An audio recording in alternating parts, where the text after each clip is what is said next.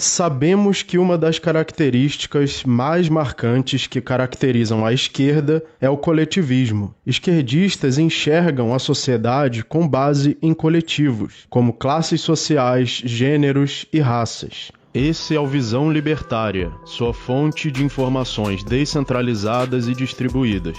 Com base no coletivismo, a sociedade é explicada pelas relações e conflitos entre coletivos. Como a esquerda une ambas as ideologias do coletivismo e do igualitarismo, isso resulta na defesa de que coletivos sejam igualitários, seja em oportunidades ou em resultados. Dessa forma, a esquerda se preocupa em identificar as diferenças entre esses coletivos, buscando identificar alguns grupos como privilegiados e outros como oprimidos, para, em seguida, propor medidas políticas e ideológicas para corrigir essa desigualdade. Esses grupos oprimidos são conhecidos popularmente como minorias. No entanto, para que ações sejam tomadas para corrigir a desigualdade entre grupos, é preciso tratar indivíduos de grupos diferentes de forma diferente. Por exemplo, boa parte da esquerda defende cotas para minorias em universidades. Isso significa que um indivíduo que pertence a uma minoria é aceito na frente de outro considerado privilegiado, mesmo tirando uma nota menor. Isso é feito usando o poder coercitivo do Estado, que é o monopólio da força física.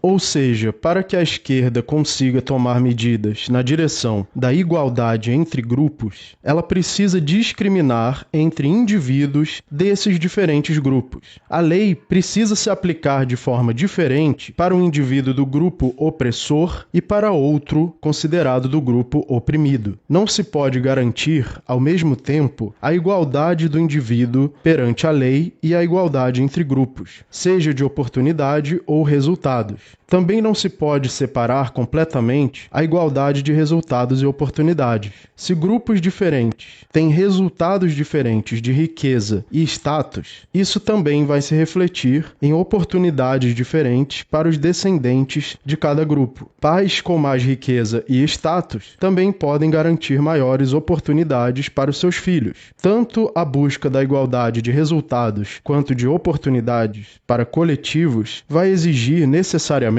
o uso da força coercitiva contra os direitos individuais, como o direito de acumular riqueza e garantir condições aos descendentes proporcionais a esse acúmulo, já que esse acúmulo de riqueza pode gerar diferenças na oportunidade e nos resultados de cada um dos grupos que a esquerda divide como oprimido e opressor. Como a esquerda prioriza a igualdade de resultados e oportunidades acima da igualdade perante a lei e prioriza o coletivo sobre o indivíduo, segue, portanto, que a esquerda é incompatível com o direito individual igualitário, ou seja, a igualdade do indivíduo perante a lei. Inclusive, a igualdade perante a lei só pode ser individual, já que a lei se aplica às ações humanas e apenas o indivíduo age, usando meios escassos para alcançar fins. Coletivos não agem e, portanto, é impossível garantir uma igualdade coletiva perante a lei. Cada indivíduo tem a lei aplicada sobre suas próprias ações. A lei é a única possibilidade na sociedade de que conflitos possam ser evitados.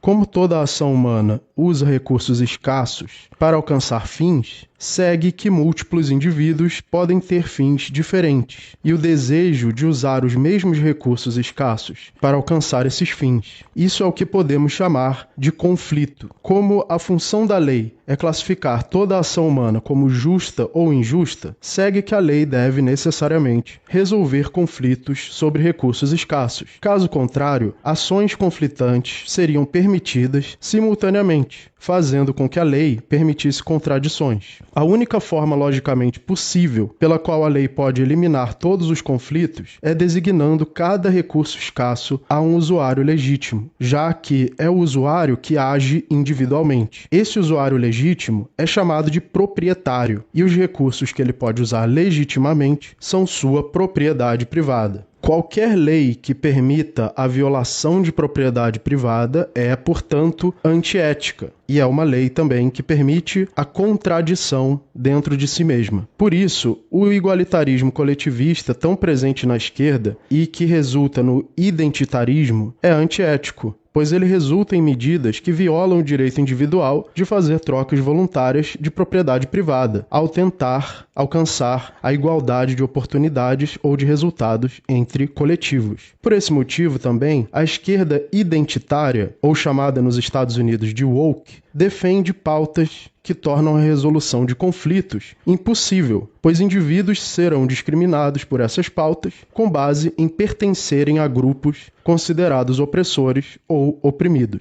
Na ausência da possibilidade dos conflitos serem resolvidos pacificamente pela ética libertária, individual e universal, a decisão de um indivíduo necessariamente vai precisar se sobressair sobre a de outros, e isso acontecerá necessariamente com base no poder político e econômico de cada indivíduo. Por isso, o identitarismo favorece os poderosos, a elite política, corporativa e midiática. E isso explica muito bem por que toda a elite e a mídia são esquerdistas, coletivistas e identitaristas. Essas ideologias tornam impossível a igualdade dos indivíduos perante a lei, permitindo a perpetuação da autoridade e do poder dessa mesma elite. Isso também afeta o debate de ideias. Ideias são julgadas pelo grupo ao qual pertence quem as expressa, e não pela sua validade lógica ou empírica. Dessa forma, a elite pode relativizar o debate de ideias e transformá-lo em uma disputa de poder, defendendo a censura, muitas vezes mascarada por termos eufemísticos, como checagem de fatos, ou combate às fake news, ou lugar de fala. É por isso que é tão conveniente à elite ser coletivista e identitária, pois isso garante a ela um pretexto para manter o seu poder político, midiático e corporativo, evitando que precisem justificá-lo em um debate honesto. Obrigado pela audiência. Esse artigo foi sugerido por Corsário, escrito e narrado por Alexandre Porto.